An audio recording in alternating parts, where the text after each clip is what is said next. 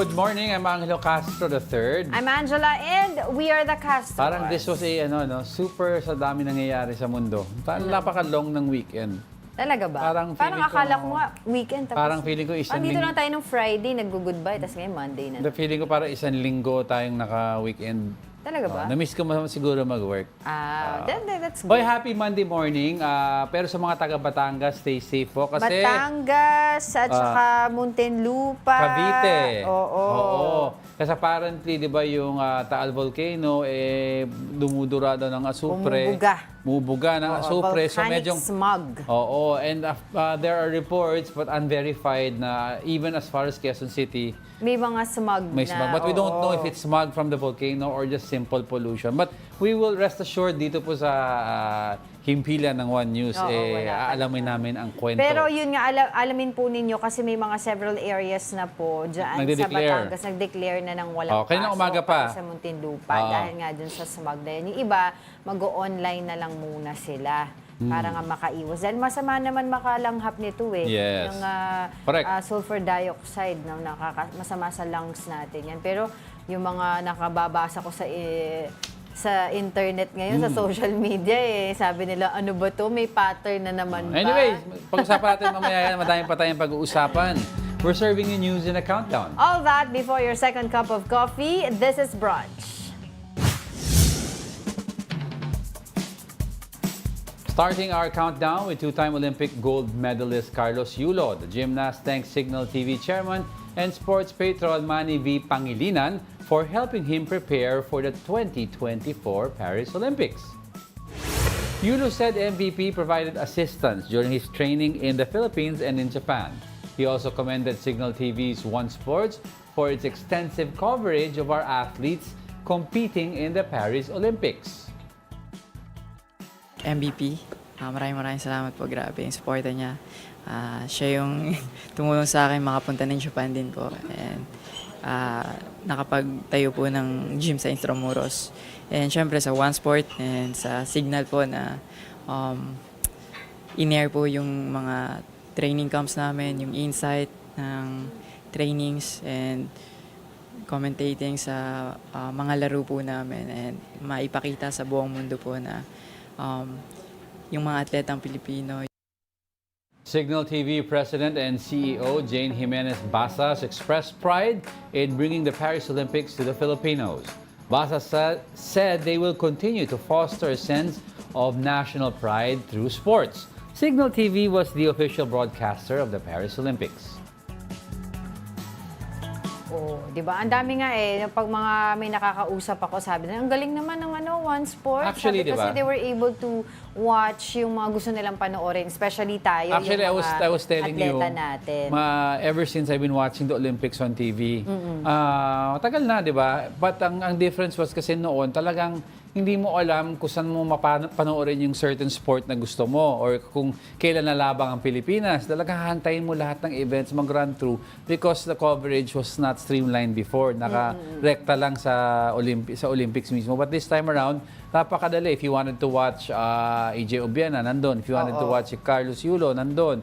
Boxing natin, maganda ang latag ng schedule. Diba? Kasi sa Signal Play app pa, diba? Ang daming avenue para mapanood yung One Sport. Napadali ng One Sports ang way of watching the Olympics to a point na ang daming hindi nakakaranas ng panonood ng Olympics before. That are very interested in the Olympic game. Kasi grabe yung views Grabe yung views saka yung popularity ng Olympians natin now. Yes. Even more than before.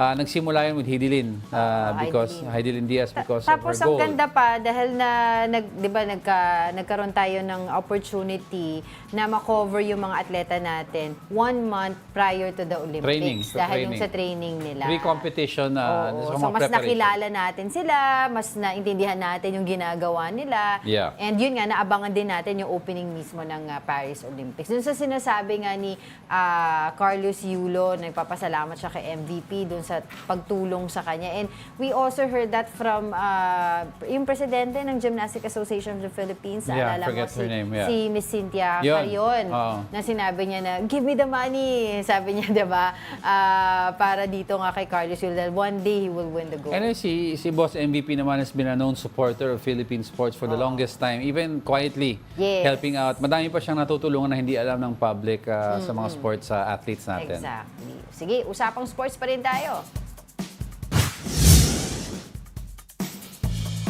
Shooting at the 9th spot is the opening of PBA Governors Cup Season 49. Meralco Bolts escaped Magnolia Hotshots and nabbed the first victory in the Governors Cup. Magnolia's Glenn Robinson III attempted a game-winning shot in the final seconds, but his 4-point attempt missed the mark. Meralco's returning import Alan Durmam sealed the win with a pair of free throws before the game ended. The final score 99-94. The Philippine Cup champion continues their winning streak, with Durham leading them with 20 points and 16 rebounds. Durham pala. Yun, nakita yung ano. Yun na, ginawa na nila, na-launch na dito yung 4-point. The 4-point line. Oo. I don't know, medyo hati ako dyan sa 4-point line eh. Oo. Well, it brings more excitement locally. Definitely. Because yung scoring tataas, yung spacing sa floor tataas. But, ang problem is international competition and the NBA. Wala namang ganun eh, no? Walang ganun. So, kung masanay ang athletes natin, ang PBA players natin sa 4-point line, which adds a little more score, if we are exposed to international teams at walang 4-point line, mag-iiba ang spacing ng floor. So, therefore, mag-iiba ang takbo, maninibago ang athletes natin. Kasi ngayon, ang depensa, nag-extend all the way to the 4-point line. Dati yung defense nagsasag from the 3 onwards eh.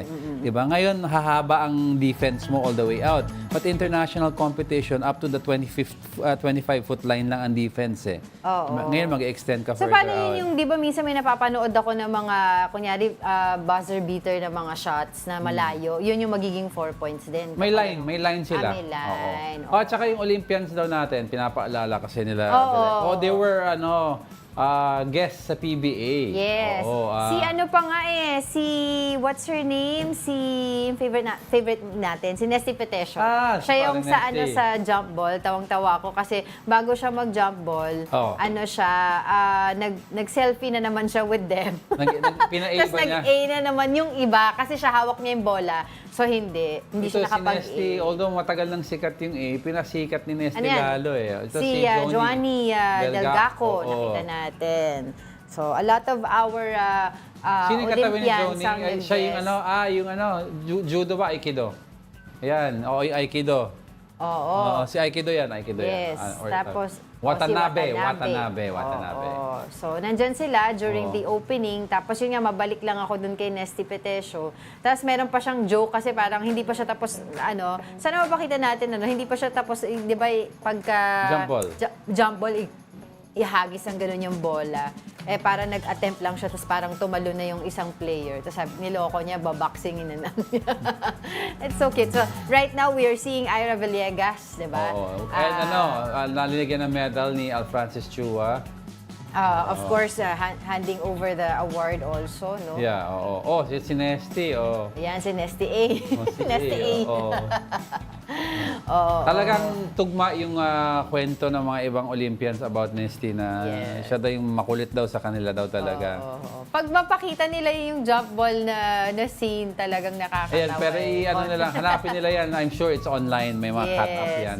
Ayan. Tapos isa sa mga naging news din ng, I forgot na kung anong team yon si Alea Finnegan, anong team niya na naging muse siya. Ganda-ganda din niya, umuwi siya dito to be one of the muses, one of the teams dyan sa opening ng Governors Cup ng PBA. Ayan. So, congratulations! At syempre, ilang buwan ito nating aabangan kung sino naman And good luck sa PBA. champion. Good luck sa PBA sa 4-point line. Let's see what happens, but let's move on.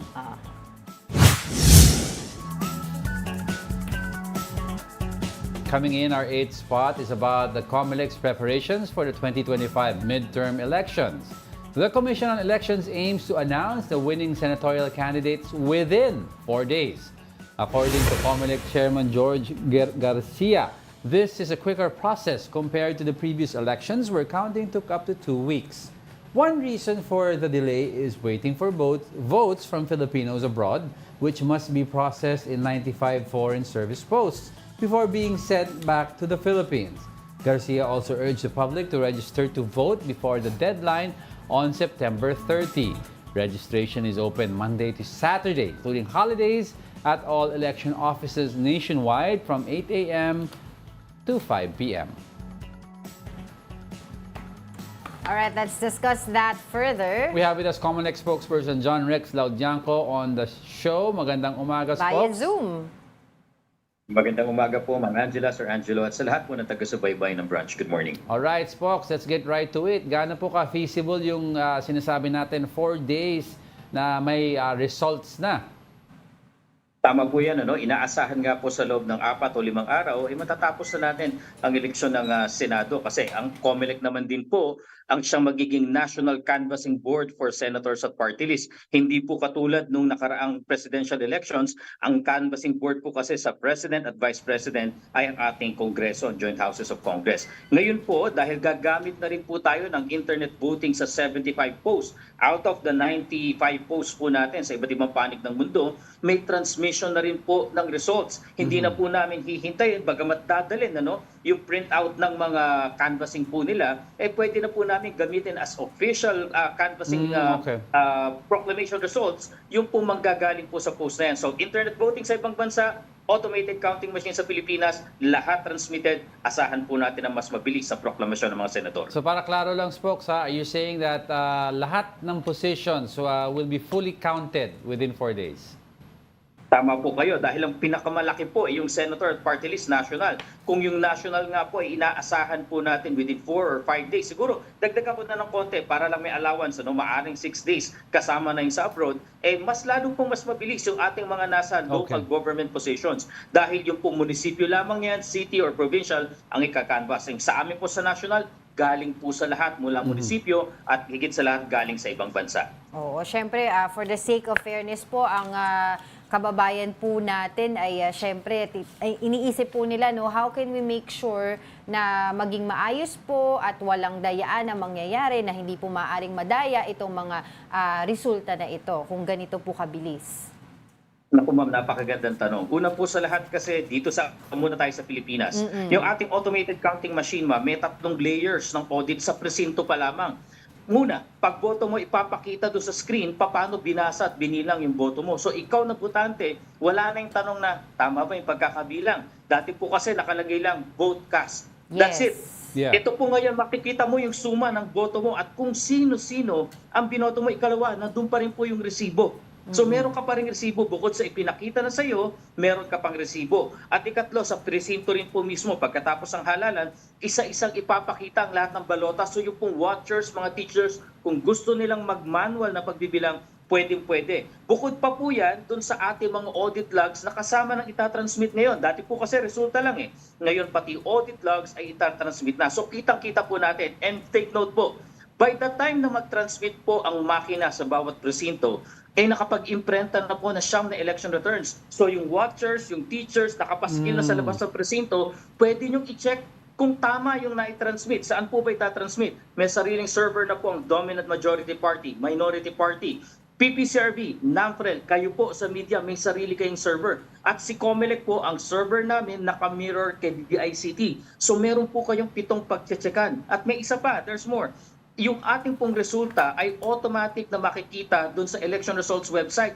So yung may hawak na printed na papel at yung walang hawak, pwede nyo i-check sa server, tignan sa website kung parehong-pareho ang na-transmit. So siguro po dito, wala nang kaduda-duda talaga yung na-itatransmit na resulta.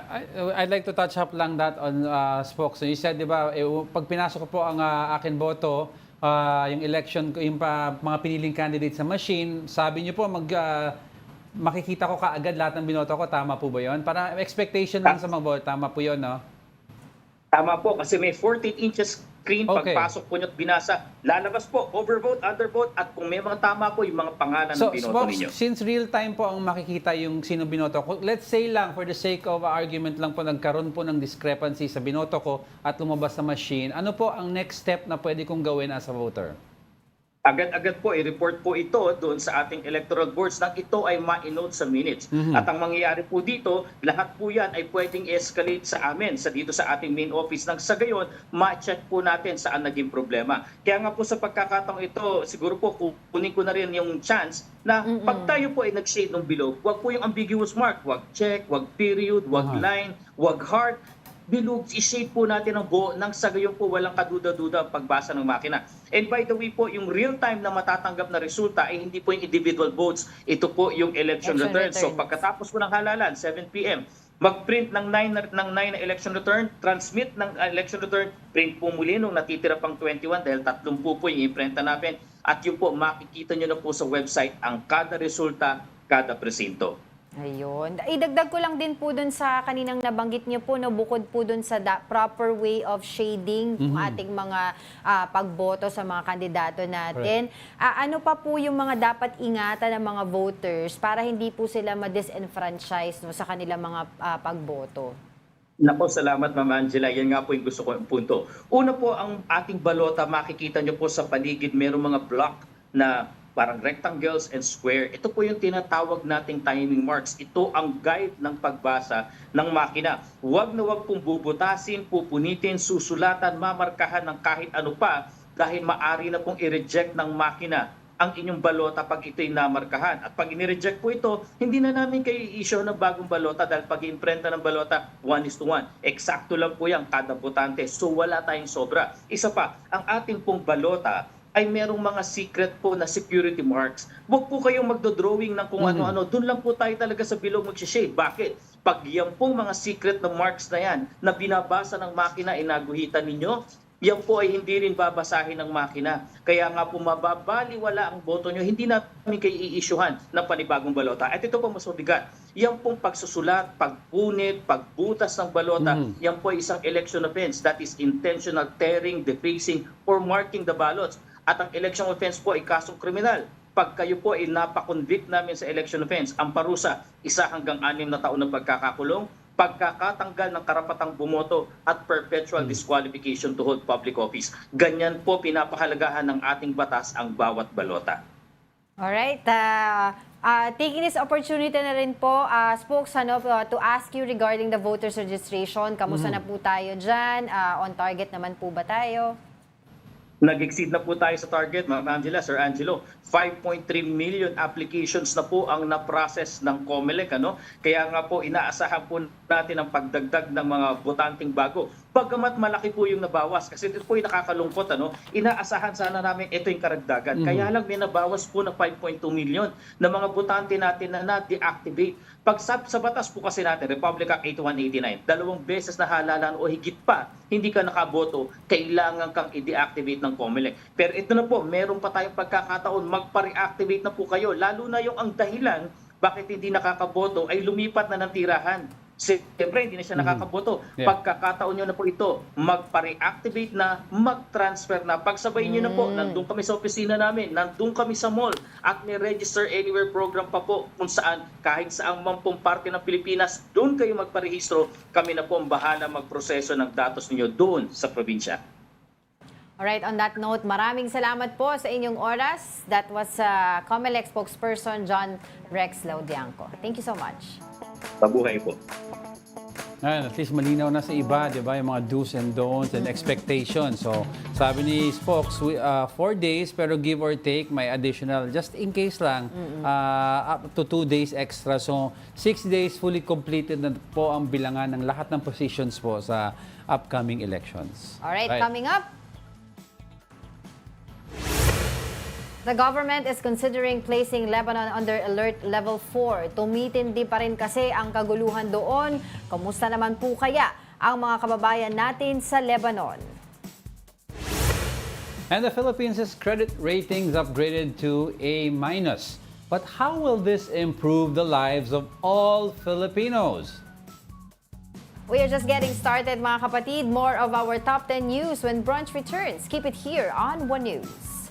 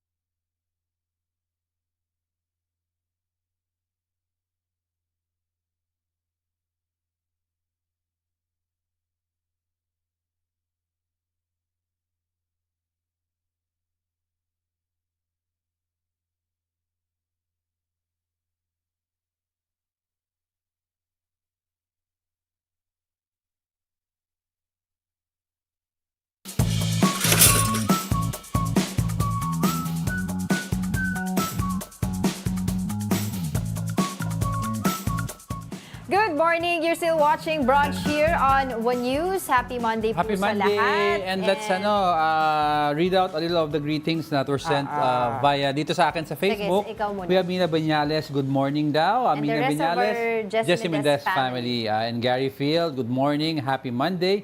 Ralph Domingo says, yummy pandesal on a Monday. Actually, Correct, Spanish it's bread. So Spanish Spanish- pandesal. Sardines. Sasabihin ko Spanish sardines. Pasensya na, Ralph. Spanish ha? bread. Hindi pa nakakain kasi ito or nakainom ng kape. Hindi ako minom ng kape. Precisely the point. Si Migs Ebro naman, hello brunchies. New name, Puroy Kapua. Good morning po, happy Monday to all. God bless you all. And some Pokemon Go, good morning sa atin lahat daw. Ayun. Batiin ko naman yung nandito sa YouTube natin. Si Ronald Maxtay, Oscar N., si Mark Santiago na nagdidiwang ng 24th anniversary ng kanyang asawa. Silang dalawa ng asawa niyang si Mary. So happy 24th anniversary sa Si, inyo. Mark and Mary. M2M. Wala ba si Ronald McGo? Ronald Maxtay lang. Nagstay lang siya. Ay, Nagstay corny. lang siya. Joke lang yun ha, Ronald. Tita Naldi and Tita Daisy was also Oh, watching. si Vladimir. Jerry Young. Vladimir and all our viewers, good morning. Okay, let's get right to it.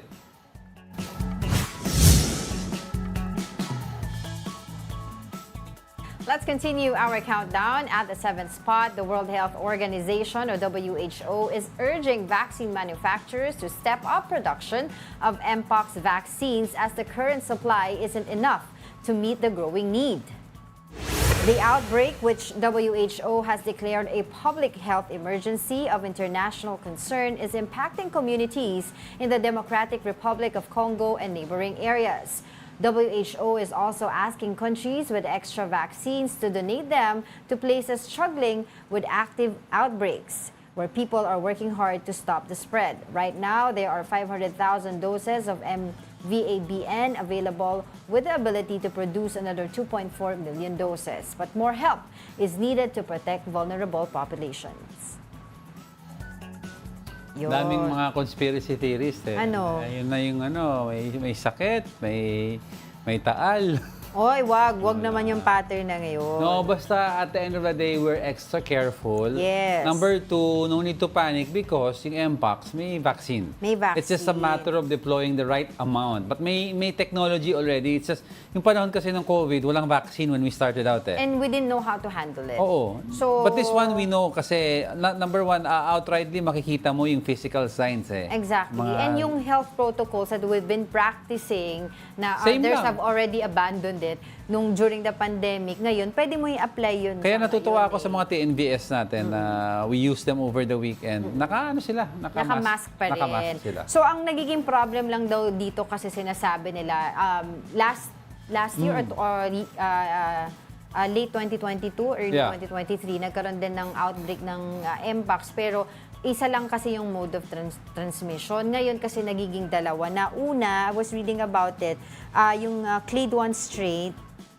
strain rather, no, ito ay primarily affecting children and is spread through multiple modes of transmission. And then yung pangalawang strain, yung clade 1B, no, which was first detected in September last year and is spreading rapidly mainly through sexual transmission among adults. So, dalawang klase yung tinitignan nila ngayon. So, kaya sabi nila medyo bumibilis yung pag-transmit. Kaya sinasabi nila mag-ingat and of course asking nga yung mga bansa na merong extra no na vaccine ay mag-donate nga dito sa mga areas na ito. Alright, let's move on.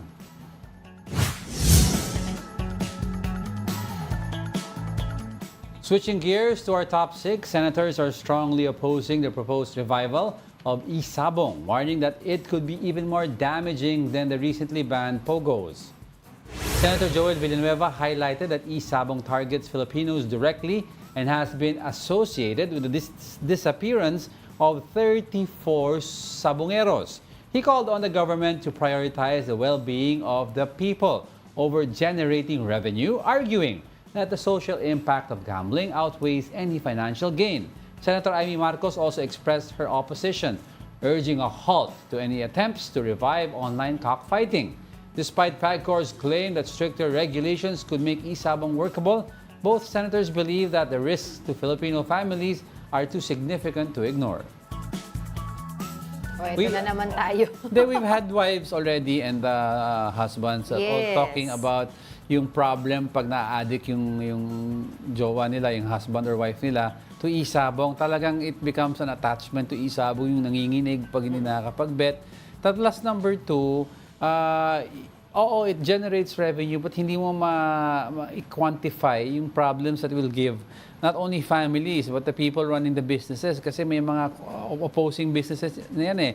One owns this territorial area for e-sabong, yung isa ang may sakop nito, nag-aaway-away sila, nadadamay yung mga sabongero, yung mga ehente, di ba? May nawawala pa nga tayong 34 na sabongero. Actually, nitong February this year lang si DOJ Secretary Boying Remulla, sinabi niya, it was safe to say, to presume that all the 34 missing sabongeros were victims of mass murder. Yeah, kasi wala na sila eh. No trace whatsoever of them or no evidence pointing na any of them survived.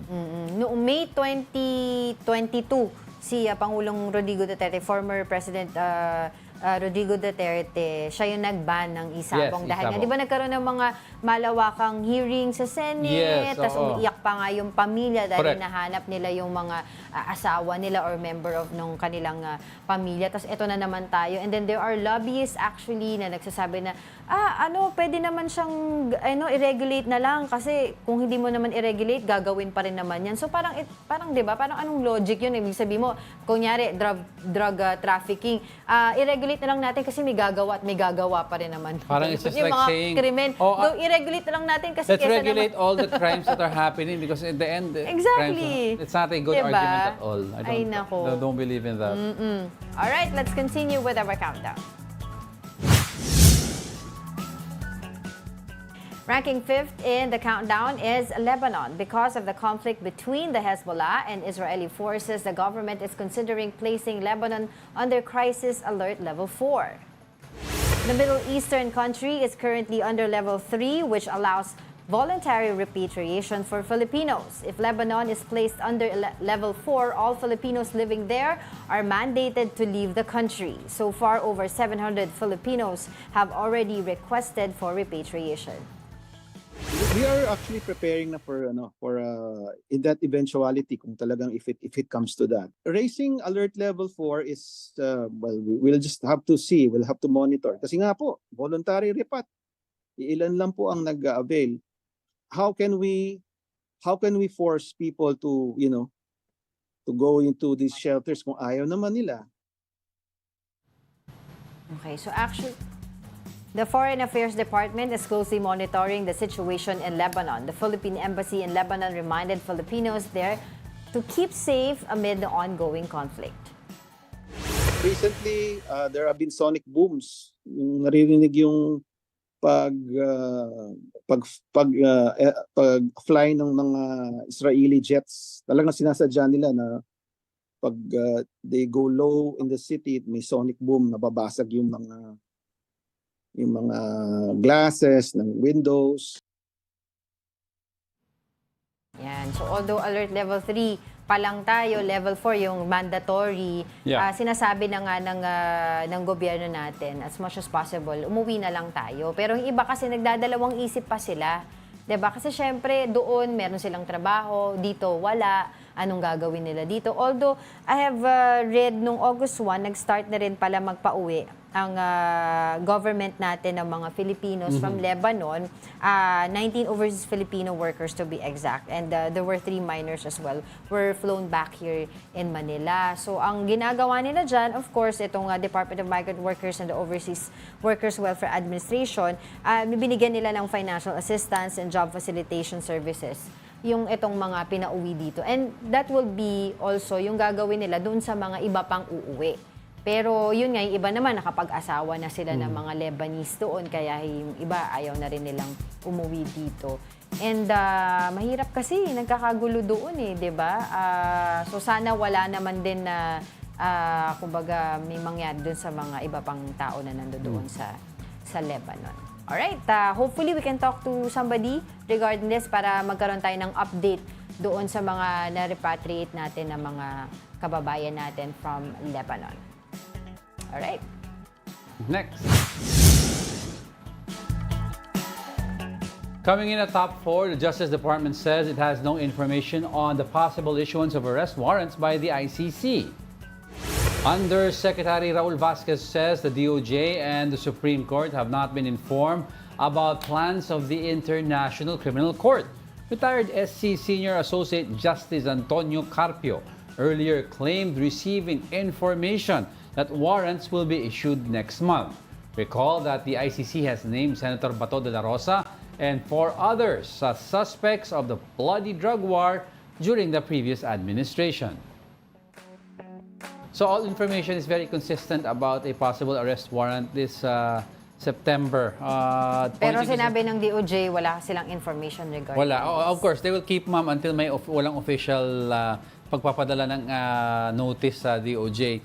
We've been consistent in saying we will not assist in the arrest, but neither will we hinder the arrest. So parang I'd like to see what that interpretation means. Kasi we will not resist, meaning hindi natin, we will not assist, meaning hindi natin tutulungan.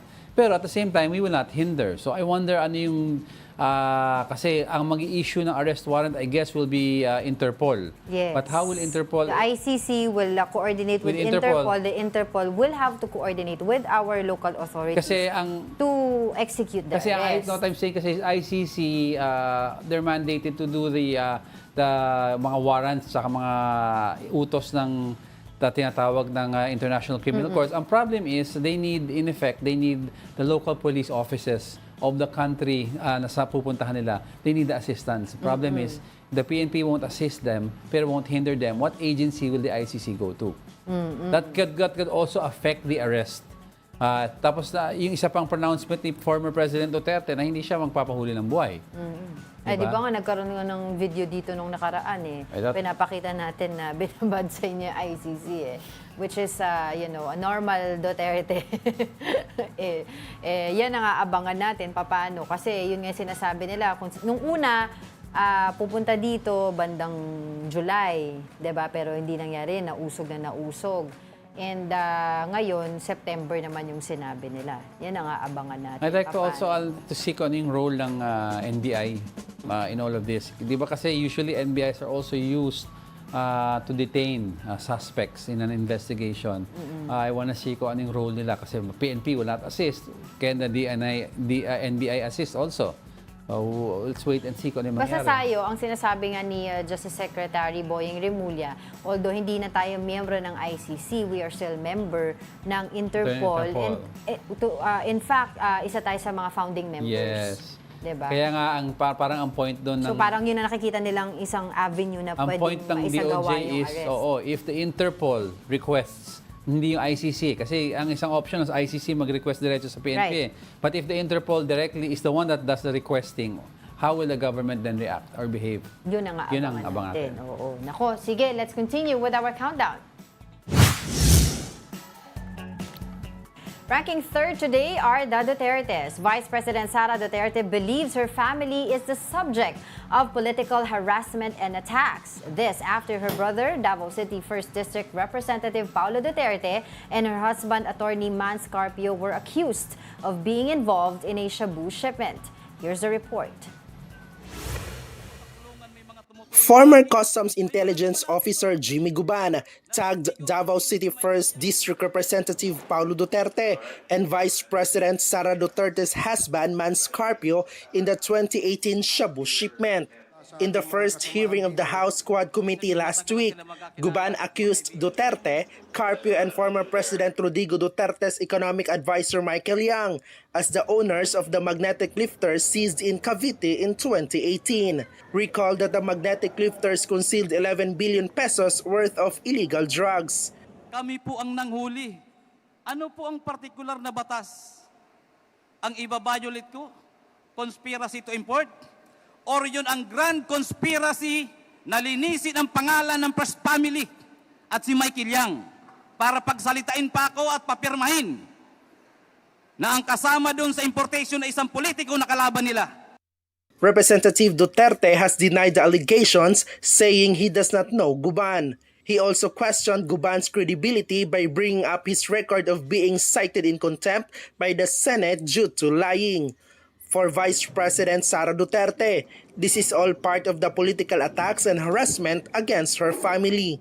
Lahat ito ay political harassment, political attacks. Nakikita nyo naman, lumabas siya nung umalis ako sa DepEd, lumabas siya nung nagsasalita na ako kung anong dapat ginagawa natin para sa ating bayan.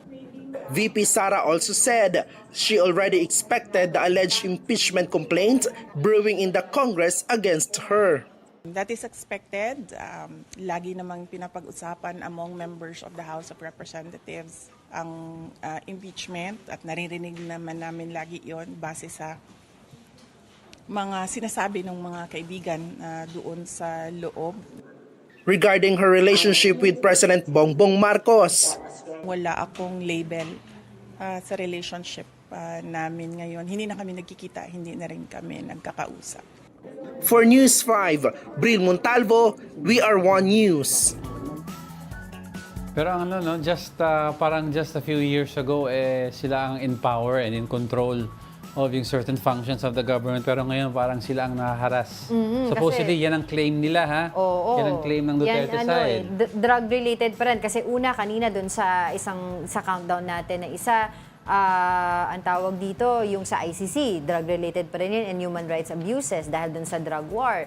Tapos ito, yung nangyayaring ang hearing dyan sa House of Representatives. Yeah, Sinasabi naman ni Senator Bato de la Rosa ay gusto niya magkaroon ng parallel investigation.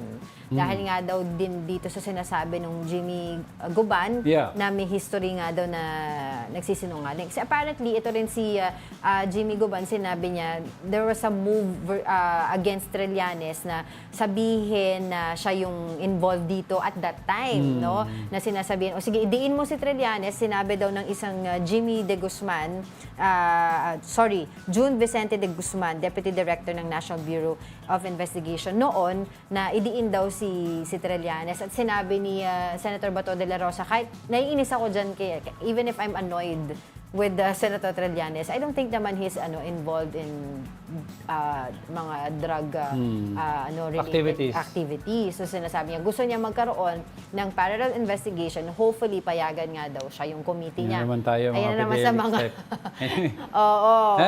Alright, Don't sige. go away because we're not done yet. May dalawa pa tayo. Stay with us.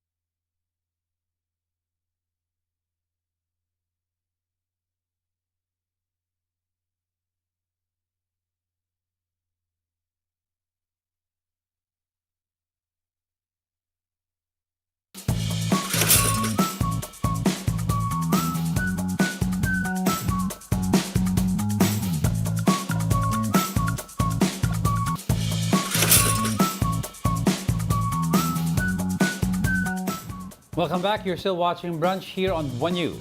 Ako siksik tayo sa balita ngayon. Before we proceed, hindi, continue na pala tayo sa ating countdown. Ayun. So before we proceed to our countdown, PHIVOX has observed VOG or volcanic smog from Taal volcano in the past 24 hours. Now, according to the agency, VOG is composed of sulfur dioxide gas and other volcanic gases. Because of this, classes in some areas in Calabarzon and other areas are suspended today. PHIVOX also reported that over 3,300 tons of sulfur dioxide emission was detected at Taal. An upwelling of hot volcanic fluids in the main crater lake was also observed. Right. Another news. Another news. The Philippine Coast Guard hits back at China for filing a diplomatic protest against the Philippines. Here's the report. China has lodged a diplomatic protest with the Philippine government. This is in connection with the presence of BRP Teresa Magbanwa at Escoda Shoal. In a statement, the Chinese Foreign Ministry says the ship illegally entered the area, which seriously infringes their sovereignty. Beijing is asking the Philippines to stop its, quote, infringement activities and withdraw the vessel at once, its territorial sovereignty and maritime rights. In response, Philippine Coast Guard spokesperson J. Tariela maintains that Philippine vessels have the right to operate in the area. He explained that Escoda Shoal is located within the exclusive economic zone of the Philippines in accordance with the UNCLOS. Tariela also called on China to stop citing any declaration that they have not honored. He adds that the PCG does not aim to provoke nor escalate tensions, but to protect and safeguard our sovereign rights. BRP Teresa Magbanwa has been stationed at Escoda Shoal since April, following reports of Chinese reclamation activities in the area. The Philippine Navy and PCG use Escoda Shoal as a staging point for resupply missions to the BRP Sierra Madre, which is anchored at Ayungin Shoal, also within the Philippines EEZ. And this just in, the China Coast Guard claimed that a Philippine vessel deliberately collided with their vessel this morning. The CCG posted a video showing the collision that happened around 3:24 a.m. today. CCG said the Philippine vessel ignored the repeated warnings and collided with a Chinese vessel in an unprofessional and dangerous manner. The Philippine Coast Guard refuted China's claims and insisted it was the CCG that aggressively maneuvered that resulted in collisions. PCG said it's determined to protect our safety and security of our maritime domain. Sige, mamaya natin pag-usapan yan. Pero balikan muna natin, Diego, yung ating balita tungkol sa Lebanon because we have with us Foreign Affairs Undersecretary Eduardo De Vega via Zoom. Good morning. Good morning Thanks po. for joining us again. Good morning po. Alright po, let's get right to it po. Kamusta na po ang ating mga kababayan sa Lebanon? Ilan na po ang nagpa-repatriate?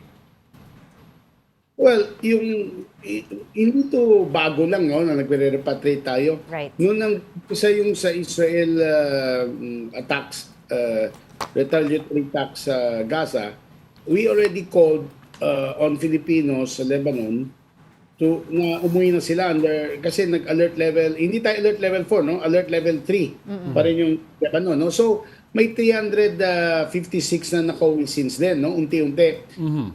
Meron ngayong 738 na applicants, inaayos pa yung exit clearance sila.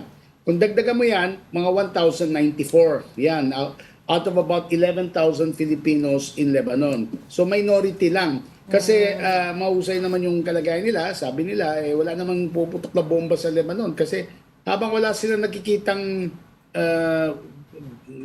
karakasan, violence sa kalsada, sa paligiran nila, hindi sila alis.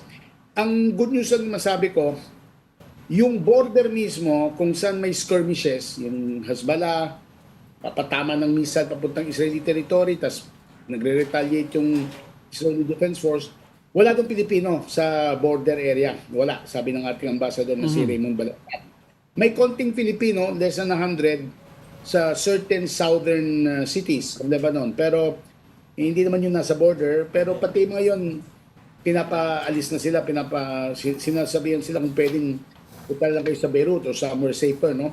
Ngayon, yung mga Pilipino naman sa Beirut, nandyan yung ating alok ng pamahalaan na bigyan sila ng pamasahe pa uwi para sit down. Kasi Ang ayaw lang natin, lumawak ang gulo, ang conflict, tapos may war zone na sa Lebanon. Nangyari na yan about 15 years ago. Nag-repatriate tayo ng libo-libong mga Pilipino galing Lebanon. Ngayon, yung buong region is quite tense, no? Kaya dahil doon, malakas yung pahayag o advisory ng ating ambassador. Pero ayaw namin, hindi namin ginagawa yan para maging alarmist. Sinasabi lang sa mga kababayan, hindi namin mag-guarantee ang safety nyo pag may gera. May mga bansa na nananawagan na rin sa kanilang mga mamamayan na lumikas na ng Lebanon. Kasama yung China, yung Canada, yung India, Saudi Arabia. May mga airlines na hindi na lumilipad Lebanon. Meron pa, yung iba, yung mga military airlines lumilipad pa rin. So habang may airlines pa, gano'n, at wala pa talagang state of war sa Lebanon, take advantage na. At pag nandito naman sa meron namang reintegration program for returning OFWs ng pamahalaan. Yeah. Yusek, dun po sa nabanggit yung bilang ng mga Filipino sa Lebanon, kasama mo po ba doon yung mga undocumented? Opo, kasi lahat yun, lahat inuuwi. No? In fact, kung pwede kong kunin yung statistics mismo ng kapapadala lang ni Ambassador Balatbat. No? We are in touch with him. Kung gusto niyo yung exact number, may 356 na umuwi. Sa 356 na yan, 310 are workers kasama undocumented. 46 mga permanent resident, mga kasal sa Lebanese, ganyan. Tapos ngayon, may sinabi akong 738 applicants. Nung kasama doon sa 738 applicants na gusto mo 327 doon, bale halos lagpas kalate, workers. So, tinutulungan namin lahat. Siyempre, mga kababayan yan kay anuman ang status nila sa Lebanon. Right. Patuloy po kami makikipag-ugnayan sa inyo, Yusek, regarding this. But for the meantime, maraming salamat po sa inyong oras. God bless po. That's Yusek Ed De Vega. Thank you. All right, let's continue with our countdown. Topping our countdown for today is the upgrade of our country's credit rating. The Philippines has received an A investment grade rating from Japan-based Rating and Investment Information Incorporated, the highest rating the country has achieved so far. This is an upgrade from last year's BB Plus or BBB Plus rating. The upgrade signals the international financial community's increased confidence in the Philippine economy and will provide the country with better access to international credit at lower rates. President Bongbong Marcos emphasized that this reflects strong investor confidence in the nation's economic vitality and is expected to lower borrowing costs. The savings from reduced interest payments can be redirected towards public services such as infrastructure, healthcare facilities, and building classrooms for students. Now to talk more about this, we have RCBC Chief Economist Michael Ricafort via Zoom.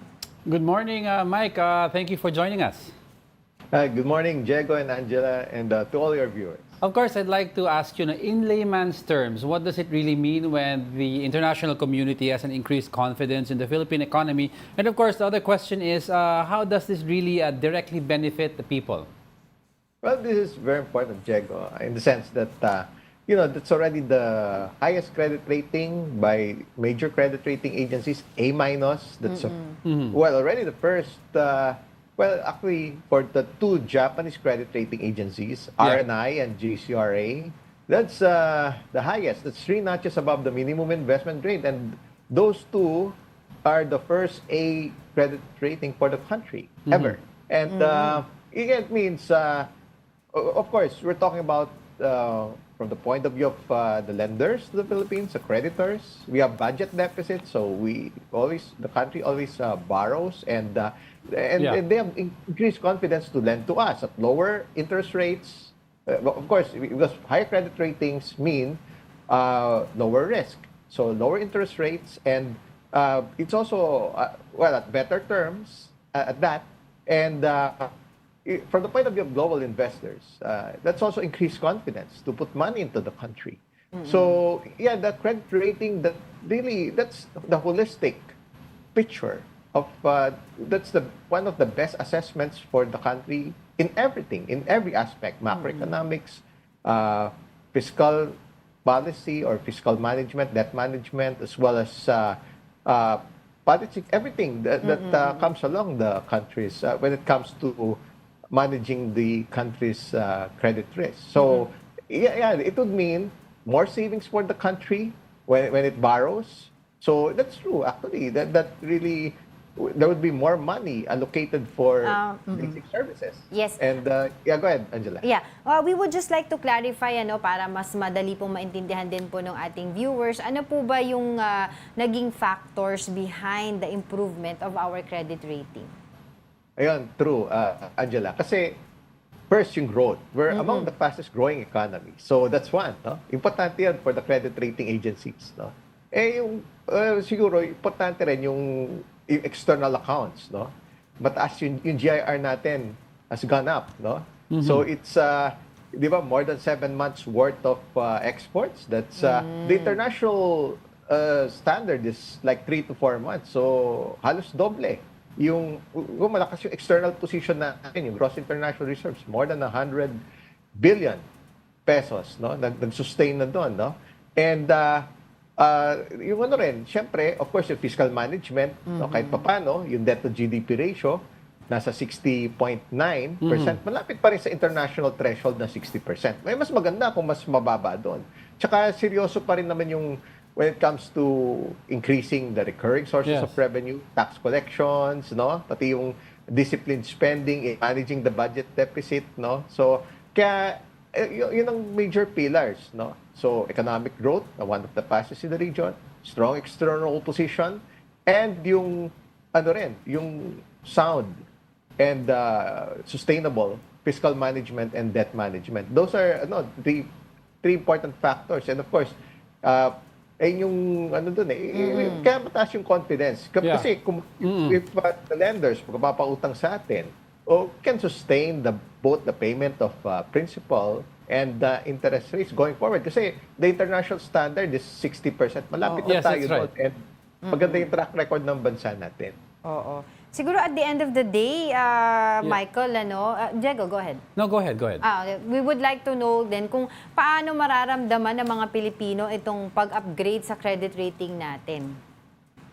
Yun, yung dadami yung investments na papasok sa bansa, mapa-direct investments or portfolio investments. Kasi yung credit ratings natin mataas. Yes, no? that's right. Lalo na from the point of view of the Japanese, kasi sila yung biggest source of FDI sa atin. So, mas confident sila mag-invest sa atin, no? Kasi, A-, no? That's 3 notches above the minimum investment rate. Magandang signaling yan. Marami pang mahikayat na mamuhunan dito sa ating bansa. Kasi that reflects a lot of, that's good signaling on their part, no? From the international community, no? At yung mga magpapahiram sa atin, mas marami pang willing. Kasi yung mga global investors, pension funds, retirement funds, yung iba pang mga foreign fund managers, tinitignan kasi nila yan.